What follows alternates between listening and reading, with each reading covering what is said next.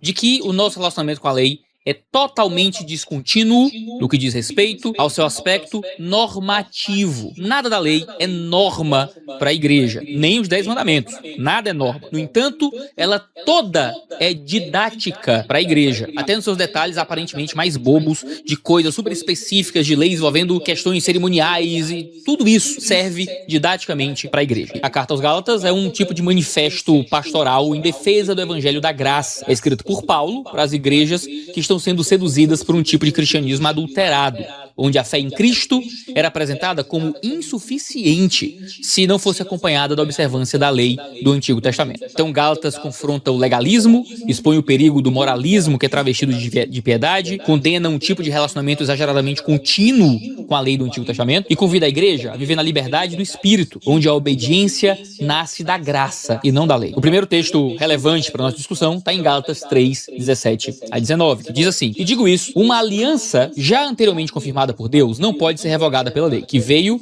430 anos depois, a ponto de anular a promessa. Porque se a herança provém de lei, já não decorre de promessa, mas foi pela promessa que Deus a concedeu gratuitamente a Abraão. Logo, para que é a lei? Ela foi acrescentada por causa das transgressões, até que viesse o descendente a quem se fez a promessa, e foi promulgada por meio de anjos pela mão de um mediador. Ora, o mediador não é de um só, mas Deus é.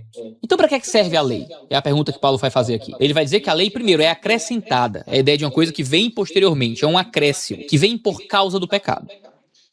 Então, aqui começa a minha discordância com o doutorando Iago Martins. Percebe o seguinte, ele acabou de ler um texto que Paulo diz o seguinte, que a lei foi acrescentada.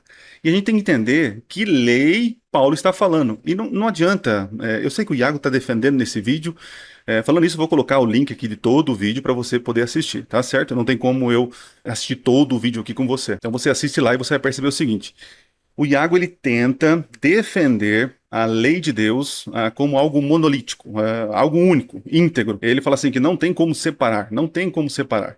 E é interessante, a gente crê desta maneira com a vida. A vida só existe consciência quando está junto do corpo. E quando há a separação, centelha da vida, que é o fogo de vida, ele sai, volta a Deus. Então nós acreditamos que realmente o corpo, a vida, ela é íntegra, não tem como separar. Isso é bíblico. Agora, o que o Iago está tentando dizer é o seguinte, que toda lei, Paulo quando fala lei, e os judeus quando falam lei, eles estão falando de tudo, dos 600 e tantos mandamentos, e isso é uma ideia tardia. Existe um rabi que ele de alguma forma dividiu, sistematizou 603 leis, 603 leis. Então ele pegou toda a lei de Deus, é o Antigo Testamento, e ele foi dividindo em tópicos. Interessante, isso faz parte da mentalidade judaica. O fato de uma coisa ser íntegra, pode ser necessariamente composta. Por exemplo, nós cremos em um único Deus, não é isso? Único Deus. Mas é um Deus composto. Tem o Pai, o Filho e o Espírito Santo, certo? Então a lei de Deus, o todo, é composta. Composta do quê? De várias partes. E aí a confusão do Iago. O Iago, ele vai dizer o seguinte, não, a lei é única, então se Jesus veio para cumprir a lei, então não precisa mais guardar a lei, e ele coloca todos esses mandamentos num saco só. Mas isso não faz sentido. Quando o Iago tenta fazer isso, ele cria um problema terrível, e ele vai tentar remendar esse problema com os argumentos aí que ele vai desenrolando ao longo do vídeo dele. Mas perceba o seguinte, ele diz assim, o texto, Paulo diz assim, que a lei foi acrescentada por causa das transgressões. Então é uma questão de lógica, Iago, pensa comigo. Se a lei foi acrescentada por causa das transgressões, então o que definiu a transgressão? Para que haja transgressão, precisa ter uma lei, uma barreira, transgredir, ultrapassar. Então existem limites. Deus, ele já instituiu limites, não é assim? Então o pecado nada mais é do que uma transgressão desses limites impostos por Deus. Então só existe transgressão porque já existe lei, ok? Esta lei que você está lendo, que Paulo está falando, que a lei foi acrescentada após a transgressão, são as leis de purificação e de justificação. Eu vou colocar aqui com as aspas aqui, ó. Entenda o seguinte, as leis cerimoniais, vou dizer assim, eu sei que você não gosta, outros não gostam, mas elas tinham um objetivo de purificação, de justificação. Veja, não estou falando que nós somos justificados pelas obras, nós nunca fomos. Mas o fato de eu exercer fé no sacrifício de um animal que morre no meu lugar, que esse animal representa o que Cristo faria, isso traria para mim perdão. Entende? Eu sou salvo pela graça, pelas obras de Cristo, não pelas minhas obras. Mas eu, pela fé, mato o animal. Isso matava antes de Cristo. Hoje, pela fé, eu aceito a morte de Jesus Cristo. Então vamos lá.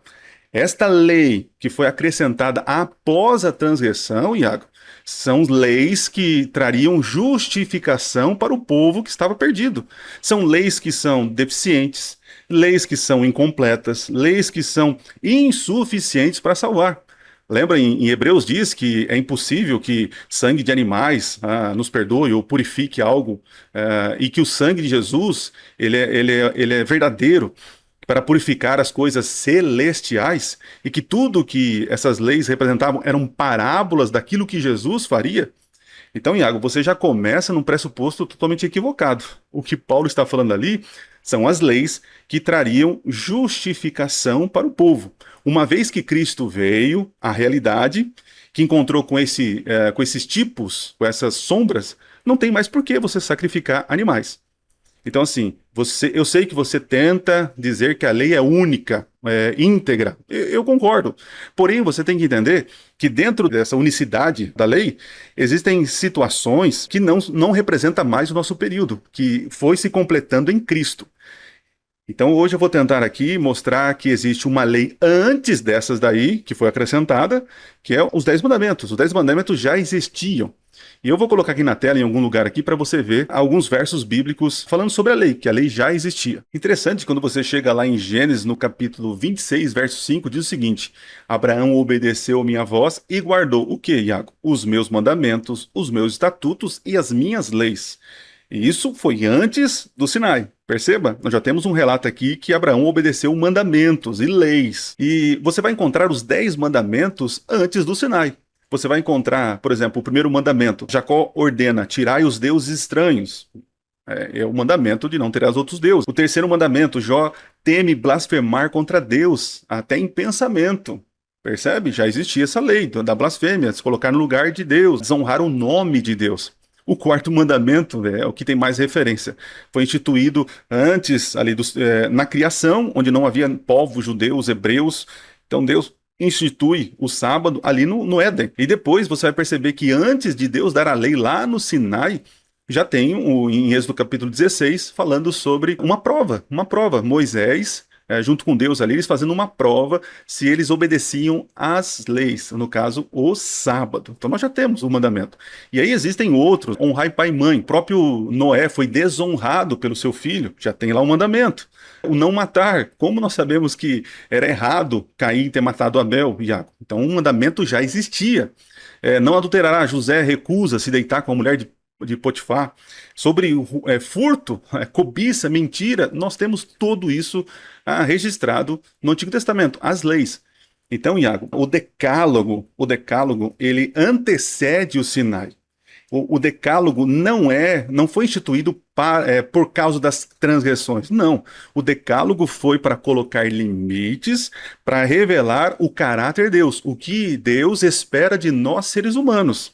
Uma vez que o ser humano desobedeceu, que o ser humano caiu em pecado, Iago, ele precisaria ser salvo. Então, antes de Cristo vir a essa terra, foi feita essa promessa a Abraão, ao próprio Moisés, de que o Messias viria.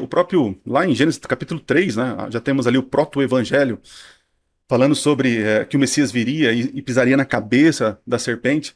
E antes que acontecesse isso, as leis cerimoniais foram para trazer justificação para o povo. Lembrando que não era a morte de animais que justificava o povo, não é isso? Era a fé que era exercido naquele sistema ali, tá certo?